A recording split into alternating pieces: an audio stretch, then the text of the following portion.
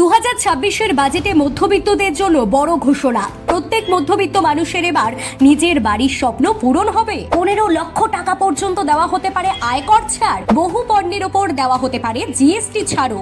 কবে কোন সময় বাজেট পেশ করবেন অর্থমন্ত্রী জানুন। কেন্দ্রীয় বাজেট 2026 যেন দোরগোড়ায়, আর তার সঙ্গে আয়কর নিয়ে নতুন করে আসা আলোচনা শুরু হয়েছে। গত বছর নতুন কর জমানায় বার্ষিক 12 লক্ষ টাকা আয় পর্যন্ত করমুক্ত করার পর এবার করদাতাদের প্রশ্ন, এই ছাড় কি আরো বাড়বে?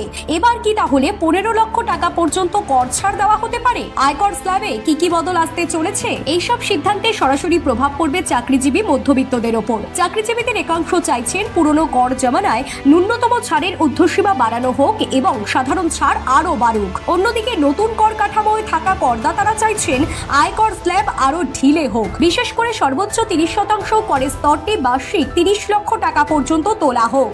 ভারতের অর্থমন্ত্রী নির্মলা সীতারামনের 1 ফেব্রুয়ারি কেন্দ্রীয় বাজেট পেশ করার কথা রয়েছে। এই বাজেট নিয়ে জনগণের অনেক প্রত্যাশা। এবারের বাজেটে অর্থমন্ত্রী সাধারণ মানুষকে কি বিশেষ কিছু উপহার দিতে পারেন? এবার সেটাই দেখার। যারা বাড়ি কিনতে চান তাদেরও 2026 সালের বাজেট নিয়ে অনেক আশা রয়েছে। ক্রমবর্ধমান মুদ্রাস্ফীতি, সম্পত্তির উচ্চ মূল্য এবং ব্যয়বহুল গৃহঋণের মধ্যে মানুষ চায় সরকার এমন কিছু ঘোষণা করুক যা সাধারণ মানুষের জন্য বাড়ি কেনা আরো সহজ হবে। বর্তমানে 45 লক্ষ টাকা পর্যন্ত দামের বাড়ি সাশ্রয়ী মূল্যের বলে বিবেচিত হয়, কিন্তু দিল্লি, নয়ডা বা মুম্বাইয়ের মতো প্রধান শহরগুলিতে এই দামের মধ্যে বাড়ি খুঁজে পাওয়া খুবই কঠিন।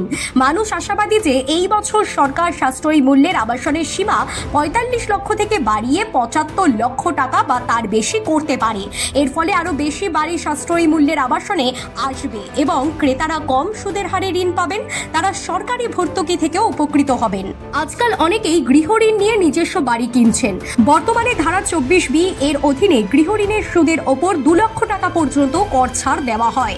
বেশ কিছুদিন ধরে এই সীমা বাড়ানো হয়নি, তাই মানুষ আশা করছেন যে 2026-এর বাজেটে সরকার এই কর সীমা 3 থেকে 5 লক্ষ টাকা পর্যন্ত বাড়িয়ে দিতে পারেন। সব মিলিয়ে কেন্দ্রীয় বাজেট 2026 ঘিরে মধ্যবিত্তদের প্রত্যাশা এখন তুঙ্গে। আয়কর ছাড় বাড়ানো থেকে শুরু করে গৃহঋণে বাড়তি সুবিধা, সবকিছুর দিকেই তাকিয়ে সাধারণ মানুষ। অর্থমন্ত্রীর ঘোষণা কতটা স্বস্তি মিলবে? সত্যিই কি নিজের বাড়ির স্বপ্ন আরো সহজ হবে সাধারণ মানুষের? সেই উত্তর মিলবে 1 ফেব্রুয়ারিতেই। ব্যুরো রিপোর্ট, টক টুডে।